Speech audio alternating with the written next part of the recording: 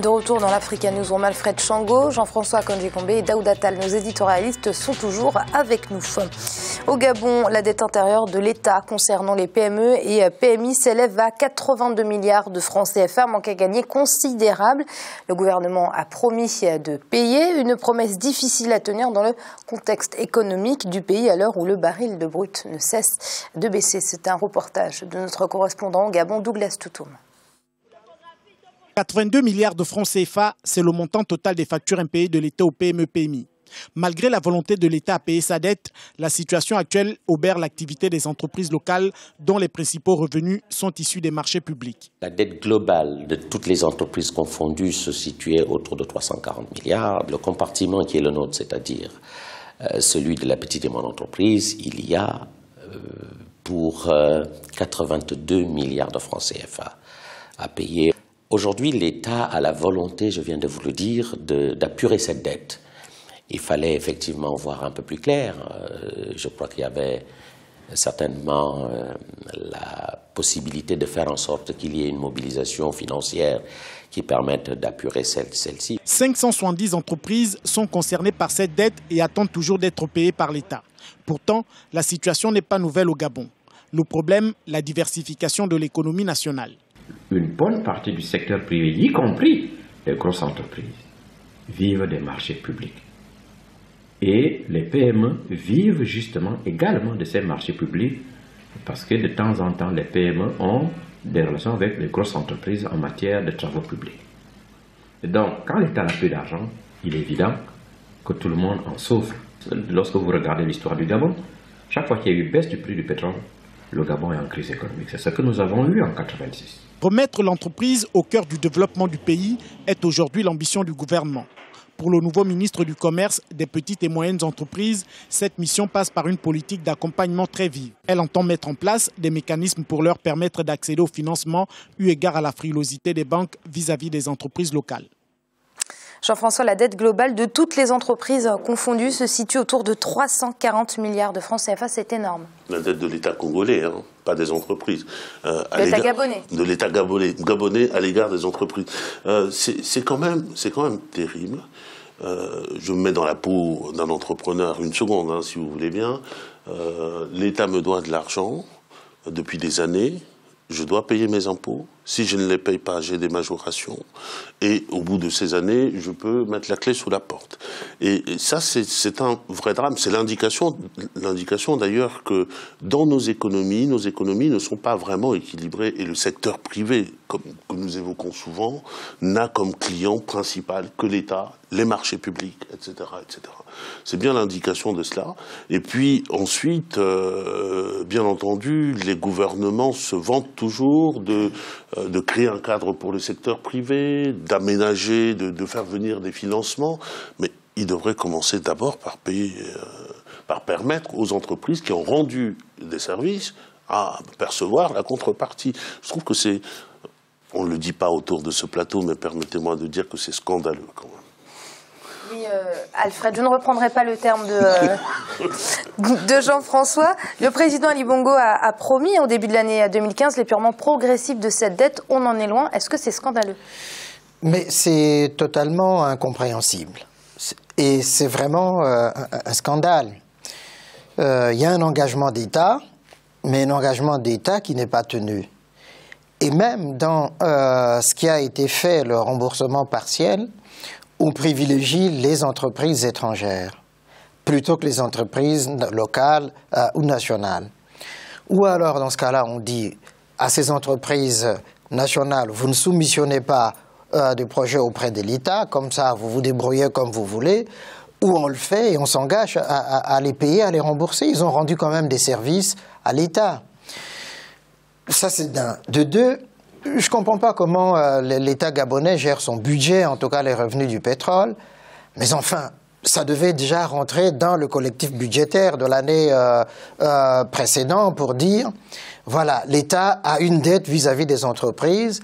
Avec les revenus du pétrole, nous allons consacrer une partie à payer ces entreprises-là. Or, ça ne se fait pas. l'État ne le fait pas. Donc il y a une faillite, il y a une faillite vraiment de l'État gabonais de ce point de vue-là. Et c'est très dommage pour les entreprises. Il faut que Ali Bongo tienne sa parole et que les entreprises soient payées, sinon on va aller au casse-pipe si ça continue comme ça. C'est bien beau de venir se plaindre à Paris ici, voilà, sur Mexan à Combessis, et puis, mais c'est encore mieux de payer les entreprises. Oui, Daouda, on a quand même deux discours. Un discours selon lequel les entreprises doivent être la priorité, notamment dans le plan Gabon émergent, initié par le président. Puis en pratique, on a un État qui ne paye pas ces petites et moyennes entreprises. Ah oui, Amira, et puis pour rajouter juste que ce sera quand même difficile de mobiliser les entreprises nationales dans le cadre du plan stratégique Gabon émergent si les dettes ne sont pas remboursées. Et puis la dette intérieure, on parle souvent de la dette extérieure vis-à-vis de la coopération bilatérale et multilatérale, mais la dette intérieure, elle est plus sérieuse, elle est plus importante. Pourquoi? Parce que simplement, si on ne la paye pas, on étouffe quelque part les entreprises, puisqu'il y a des emplois à sauver, etc. Donc je pense vraiment que c'est un indicateur très important, le niveau de la dette intérieure dans un pays. Et je pense que le Gabon a d'énormes efforts à faire et ça devient urgent. Rapidement, Daouda, la chute du baril ne peut pas tout excuser. Non, la chute du baril ne peut pas tout excuser. Donc l'État gabonais a les moyens aujourd'hui de rembourser cette dette? Oui, je pense que tout est une question de choix, mais si l'État gabonais le veut, il peut le faire. La rationalisation des dépenses publiques, qu'est-ce qu'on a à dépenser dans une administration budgétivore au détriment des entreprises? Jean-François? Oui, je voulais simplement dire, la confiance est une chose importante pour que l'économie fonctionne, et la confiance dans les pouvoirs publics est une chose importante pour que la citoyenneté, y compris la citoyenneté économique qui passe par l'impôt, fonctionne. Face à un État comme ça, c'est aussi la dégradation de ces éléments forts d'un État qui sont en cours.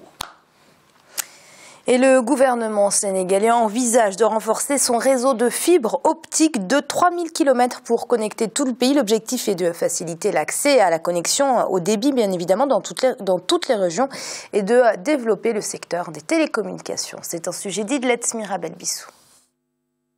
Le Sénégal prévoit de déployer la fibre optique dans toutes les régions. C'est dans ce cadre que 3000 km supplémentaires de fibre optique viendront s'ajouter aux 1500 km déjà déployés dans le pays. Cette troisième phase du projet estimée à 85 millions de dollars, soit environ 51 milliards de francs CFA, se fera avec la coopération de la Chine. Nous avons donc 1500 km de fibres optiques. Cela permet de connecter des centaines d'administrations. Aujourd'hui, 700 bâtiments administratifs sont connectés par le réseau de l'Agence de l'informatique de l'État.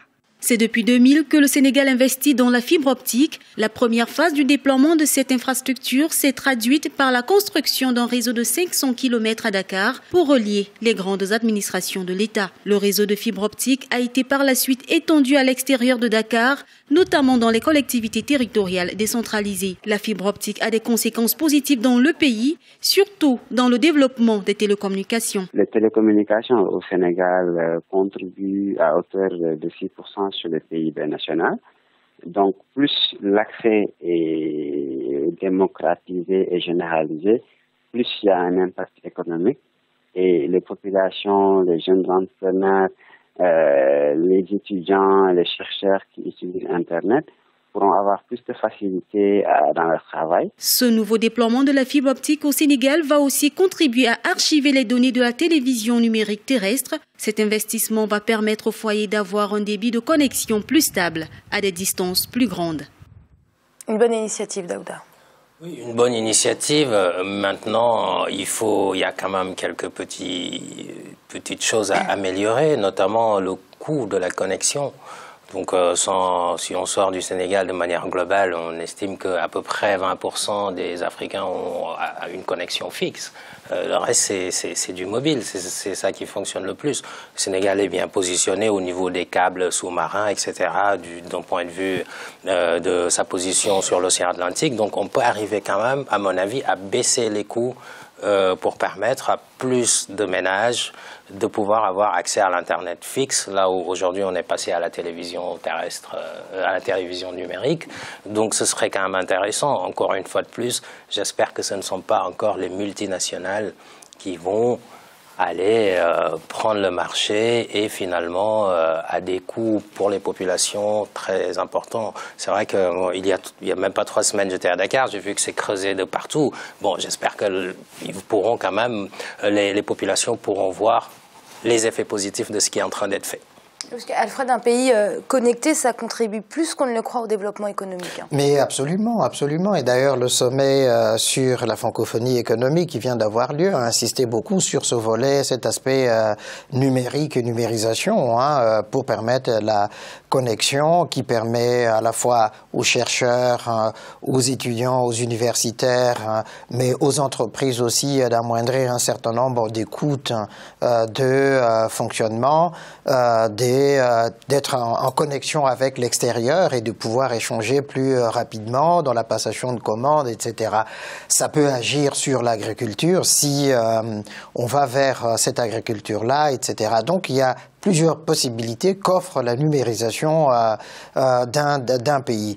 Maintenant, la question du coût demeure, parce que de toute façon, l'État n'a pas les moyens en tant que tel de pouvoir s'occuper justement de ce secteur-là de télécommunications.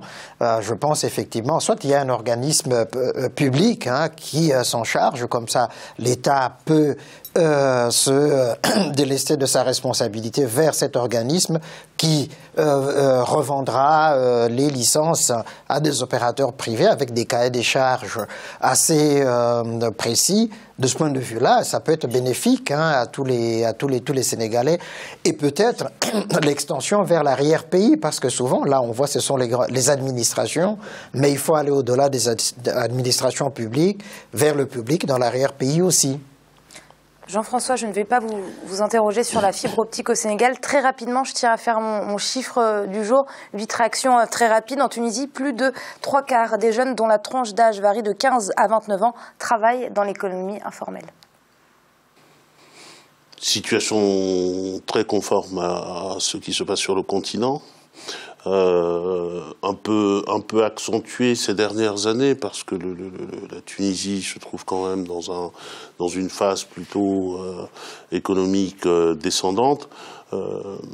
Voilà, je ne peux pas en dire plus. L'économie africaine, d'une manière générale, est déjà une économie informelle. Par définition, l'essentiel de notre économie sur le continent, c'est cela. Il faut y travailler, on n'a pas le temps d'en discuter sur les moyens de le faire. Mais si vous m'aviez laissé commenter sur le précédent sujet, j'avais pas grand-chose à dire, juste donner la note qui correspondait à ce qu'ils ont dit. Assez bien, commentaire peut mieux faire. Parfait, ce sera le mot de la fin, Jean-François. Merci. Merci, bonne soirée. Merci à vous, Alfred. C'est moi qui vous remercie de ce bonheur que vous m'avez offert d'être avec vous sur ce plateau de l'Africa Newsroom. Et puis à mes très chères téléspectatrices aussi, merci de leur accueil. On ne les oublie pas, surtout. Merci à vous, Daouda. Merci Amiraz, c'est un plaisir et à la prochaine. Et bonsoir à tous nos téléspectateurs. Vous l'aurez compris, c'est la fin de l'Africa Newsroom. On se retrouve demain pour une nouvelle édition avec un dossier du jour consacré à la promotion de l'élevage en Guinée équatoriale. À très vite.